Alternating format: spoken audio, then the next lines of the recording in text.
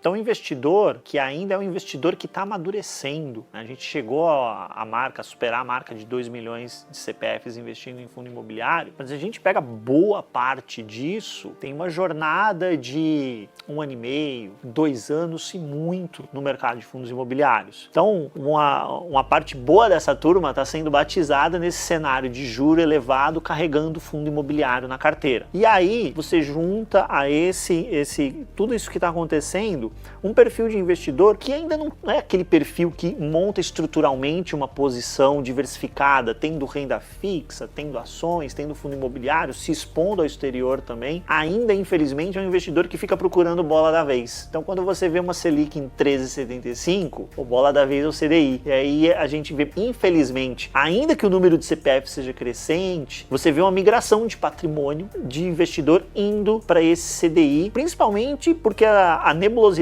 do que vem adiante leva a pessoa a crer que vamos ficar mais tempo com esse juro em 2 dígitos, né? Então, um mercado desafiador, mas eu costumo dizer que não tem oportunidade se você não tem risco no mercado. Então, quando aparecem as boas oportunidades? Quando o mercado está enxergando esse nível de risco um pouquinho mais elevado, como a gente está vendo agora. Então, as oportunidades estão aí, estão à mesa.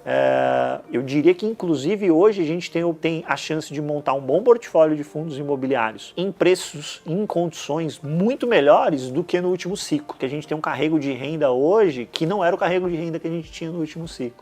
Mas tem que ter paciência e tem que ter genuinamente uma visão de médio e longo prazo. É um ponto que a gente tem falado muito, essa coisa da diversificação aqui, né, Mafê? Com certeza. Os últimos programas, eu acho que, na verdade, desde o início do Liga, eu acho que a gente sempre comentou de ter uma carteira diversificada, não somente, né, como ele explicou aqui, em diferentes classes de ativos, mas também até mesmo dentro dos fundos imobiliários, seja diversificação de fundos de tijolos, fundos de papel, enfim, isso é super importante. E aí, até que você comentou, tem um ponto que eu também acho que é relevante. É a questão, por exemplo, quando a gente está falando dos fundos de papel, né, dos fundos de tijolos, fundos de papel, enfim, você comentou sobre o cenário atual. A gente sabe que o cenário macroeconômico realmente, né, nos últimos anos principalmente, foi um cenário que se tornou mais favorável para a classe de fundos de papel e que por isso até a gente viu diversos dos investidores migrando, né, indo ali para essa classe.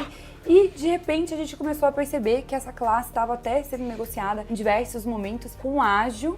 Diversos investidores, eles passaram a comprar esses fundos com ágio. E aí, a gente tem visto, né, muitos acontecimentos recentes, a gente tem visto muitas notícias em relação à questão de crédito, entre outras questões aqui que podem até impactar a percepção do investidor. E aquele investidor, como você mesmo comentou, né, Ricardinho, porque é o seguinte, o investidor ele é novo, ele está ingressando recentemente, então ele não entendeu ainda um ciclo de um fundo imobiliário, né, completo e muito menos para ter esse conhecimento de talvez até entender os riscos que estão associados aos fundos de papel. E por isso que eu acho que hoje o programa é tão importante quando a gente está comentando principalmente dos riscos associados aos papéis, né, desses fundos de papéis high yield e high grade. A gente entender melhor, talvez, e separar essas classes, o que é exatamente cada um deles, para o investidor ter aí maior clareza até do que tem sido e tão comentado nos últimos dias. Perfeito.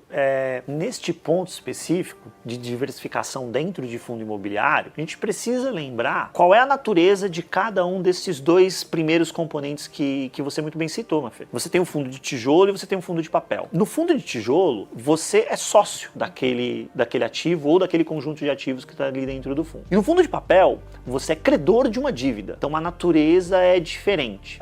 Quando a gente olha para o fundo de papel, ele tem uma natureza que aparentemente é mais defensiva, e de fato é. Por quê? Quando a gente olha para o vértice da origem dele, ele é uma dívida, e a dívida prevalece ao equity, né, quando você tem problema com aquele ativo. Ou seja, deu problema com uma empresa, normalmente o devedor recebe primeiro para o proprietário poder receber. Então, por esse fator, você já parece que você já está mais protegido. E no segundo fator é que, historicamente, você tem menor volatilidade no fundo de papel. Historicamente, não no cenário atual. Você tem menor volatilidade no fundo de papel do que no fundo de tijolo. Aparentemente, ele vem para defender formar um colchão ali na sua carteira. Além disso, como ele é um produto de dívida, eu chamo o fundo de papel como um repassador de seu indexador. Então, ele vai devolvendo o seu indexador. Se o indexador é o IPCA, ele vai te devolver IPCA. Se o indexador é CDI, ele vai te devolver o CDI, sempre com uma taxa de juros acoplada. O principal, não tem razão para ter grande oscilação num mercado bem precificado, num mercado eficiente. Não faria sentido. Às vezes a gente vê aquele ponto que você colocou. comentou, o pessoal pagando 120, 130, 140 numa nota que vale 100. Não deveria, mas às vezes a gente vê. No fundo de tijolo, ele também tem essa questão da renda, só que você, comprando bem o ativo, um bom ativo, bem localizado, sabendo operar o ciclo imobiliário, você tem a valorização do ativo que você colhe ao longo do tempo. Então, primeiro você tem que separar esses dois vértices. E aí, dentro do fundo de papel, é credor de dívida? Tem dívida e tem dívida. Tem a dívida de maior qualidade, onde você tem uma menor probabilidade de calote daquilo ali, que são os fundos high grade, como o mercado chama. E aí tem aquela outra dívida que é um pouco mais apimentada, que a taxa, que tanto seduz a turma, é maior, só que o risco implícito ali é maior. Que o mercado embelezou chamando de high yield, eu detesto esse nome, porque ele de fato é um high risk ou low grade. E já olhando de fora, já induz até um... Eu costumo dizer que o high yield foi a carruagem, né? Foi a abóbora e os ratinhos que a fada madrinha chegou e jogou a magia, e aí chamaram de high yield. Agora a gente está vivendo um cenário que bateu meia-noite, tá? Então a carruagem e os alazões voltaram a ser a abóbora e os ratinhos, porque ele mostrou que de fato ele é. De fato ele é um ativo que tem mais risco. Ele é um high risk, né? Ou low grade, menor qualidade. Não tem problema nenhum com isso. Numa carteira diversificada, a depender do perfil do investidor, ele vai ter condições de ter uma fração da carteira exposta a esse ativo. Só que ele primeiro tem que reconhecer qual é o perfil dele, se ele tem perfil para isso. E aí a gente volta para os fundamentos. Não existe modelo de construção de carteira em que os ativos dessa natureza sejam dominantes na carteira. Ele é uma fatia ali para apimentar, né? Se fosse um prato, é aquele molho apimentado, né? Você não vai jogar, o seu prato não é só pimenta. Pimenta é só um tempero. Boa. Saber as impressões do Otuque, até porque, Otuque, e reforçando o que a Mafê falou, da importância, né, de um programa mais educativo, né, mais didático aqui para o nosso investidor, eu recebi do próprio Clube FI hoje um estudo falando que no primeiro trimestre os fundos imobiliários, o mercado de FIIs perdeu 7 bilhões, né, em valor de mercado. Ou seja, para o investidor que está começando, como o Ricardo falou, isso pode assustar bastante, né? Reforçando aí a tese da Mafê, da importância de um programa como esse, né? E suas impressões, claro. Não, exatamente. A gente está, como o Ricardo falou, num ambiente ruim, né? Desafiador aí para a renda variável como um todo. A gente já vem comentando isso, ressaltamos isso no último programa também. A gente falou um pouco sobre a perspectiva de Selic e tudo mais. E eu vou nessa linha do... Como o nosso tema hoje é High Yield, High Grade, né? Eu vou nessa linha do Ricardo, né? Você perceba que eu, particularmente durante muito tempo, e ainda hoje, né, eu converso com muitos investidores, sempre tem essa pergunta, o que está rendendo mais agora? Ou comparativos só de retorno, até de categorias de ativos totalmente diferentes, o que não faz sentido nenhum. Eu sempre faço esse trabalho educativo com qualquer pessoa que venha conversar comigo, enfim, até do meu círculo de amigos, familiares, né? Tipo, tudo bem, esse ativo tem um risco maior, você tem que entender que esse risco maior está esse retorno maior, está associado a um risco maior. Eu acho que muita gente entrou nesse barco dos fundos de recebíveis imobiliários, o high yield, sem entender essa relação, né? Tipo, muita gente fazia isso, comparava, fundo imobiliário de recebível X está pagando mais do que o Y, então eu vou no X, sem entender que o X tinha um risco de crédito muito maior do que o Y. Então, e aí, como a própria Mafê comentou, pagando um ágio que para esse tipo de fundo não faz sentido nenhum, você está pagando aí um ágio de 20, 25, até muito mais do que te viu aí no ano passado. Enfim, agora com esse cenário que a inflação acelerou nesses últimos anos, né? Junto com os juros elevados, né? A gente sem falar, o recebível ele é indexado ao IPCA, ele é indexado ao CDI, por exemplo. Né? Quem é cotista está recebendo, mas do outro lado, a outra ponta, alguém está pagando essa conta. E no momento adverso como esse da economia, é de se esperar que a gente tenha alguns eventos de crédito como a gente está vendo agora, né? Principalmente nesse segmento que a gente chama aqui de high yield. Justamente, isso até é um ponto que eu queria comentar, porque talvez a gente viu uma janela que estava muito favorável, né? Quando a gente começou, as pessoas elas não avaliaram bem a questão da relação risco-retorno, e era uma janela favorável. Então, seja em uma janela onde a classe, né, de fundos de papel, ela começou a se desenvolver, né, num cenário onde a gente está falando aqui a partir de 2019, 20, né, que a gente começou a sentir uma evolução e um desenvolvimento dessa classe, principalmente, né, pelo cenário macroeconômico ser mais favorável, né, então seja pressão inflacionária, seja taxa de juros, então as maiores ofertas nesses anos, né, seja 2020, 21, 22, elas até aconteceram muito mais focadas para essa classe, principalmente 21 e 22, para a classe de fundos de papel. E aí o que a gente percebe também é que talvez até mesmo o ciclo de maturação desses CRIs, né, desses certificados recebíveis que estão dentro dessas carteiras, é agora que talvez a gente comece a entender um pouco mais, né? Então, assim, o período eu acho que foi, primeiro que, foi essa combinação. Então, primeiro que a combinação do período, associado também com a combinação do investidor que tinha pouco conhecimento e também pouca base na tomada de decisão em termos de avaliar esses riscos, porque talvez ele estava se orientando principalmente pelos retornos, e a gente já falou aqui diversas vezes, né, Wellington, o quanto se orientar simplesmente pelo yield é uma estratégia equivocada. Então, acho que, ao meu ver, assim, tem essas duas questões aqui associadas, né? Então, levar sempre em consideração que existe muitas outras questões também, e não somente se orientar pelo yield, que acaba trazendo aí, né, uma exposição maior. E é aquela questão que o Ricardo comentou.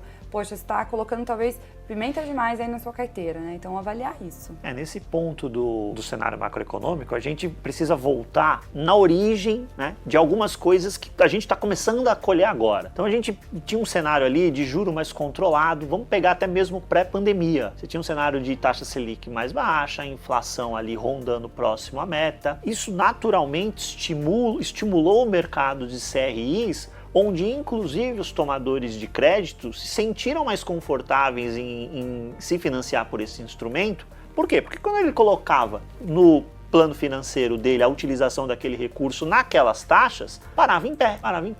Aí a gente teve o primeiro momento de pandemia, e se você olhar o primeiro momento, o que teve? No final das contas, a inflação ficou ainda menor, porque, óbvio, né, as pessoas não estavam consumindo, então quem tinha que vender acabou derrubando o preço para tentar vender de alguma maneira, né?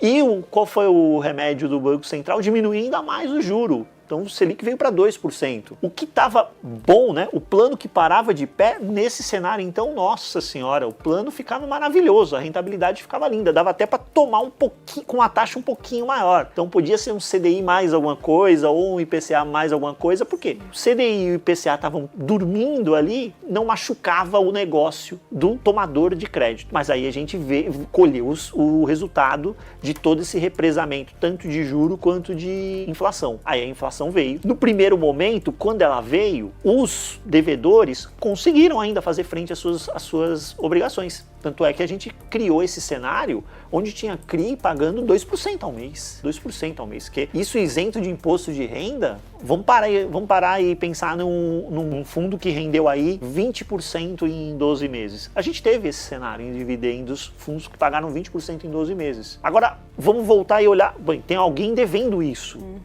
A sustentabilidade disso, a 20% ao ano, em 4 anos, 3, 4 anos, essa dívida dobra de valor. O que esse devedor está fazendo para conseguir rentabilizar um negócio cuja dívida cresce nesse ritmo? A gente sabe que isso era insustentável. Aí veio juro elevado, restrição de crédito, e a gente deságua nesse cenário agora, onde primeiro a gente viu acontecer com empresas maiores. Foi o caso Americanas, né? A gente teve recentemente Petrópolis, Cervejaria Petrópolis, pequenos casos ali como Tok Stock lá no fundo de logística ficando inadimplente, Marisa inadimplente ali também no fundo imobiliário. Então você teve questão de inadimplência, questão de recuperação judicial, ou seja, o mercado duro de crédito. Mas se está duro para nomes como esses, você imagina para o devedor do CRI High Yield, que normalmente é uma empresa de menor porte, que se ela teve que se financiar numa dívida de CDI mais 5, por que foi? Porque ela não conseguiu ninguém para emprestar CDI mais 2 ou CDI mais 3 para ela. Se ela tomou via CRI, foi porque o mercado bancário tradicional não estava aberto para ela. Essas empresas, a gente não vê em capa de jornal, não vê em revista, mas elas estão em grande dificuldade também. E aí a gente começa a ver um ou outro caso acontecendo. É por isso que é importante a carteira de CRI ser muito diversificada, até pulverizada. Porque se acontecer com 1%, 2% da carteira, você quer saber, é normal. Um fundo de CRI, quando ele é estruturado, a boa prática de gestão já coloca esse tipo de situação num cenário de estresse, num horizonte maior. Eu vou ter inadimplência de 1, 2, 3% da minha carteira. Vai acontecer, segue a vida. Até porque no fundo de tijolo, eu também coloco isso no business plan. Vai acontecer vacância, vai acontecer inadimplência. Então, o problema acontece quando isso tem 15% da minha carteira, 20% da minha carteira. Aí machuca.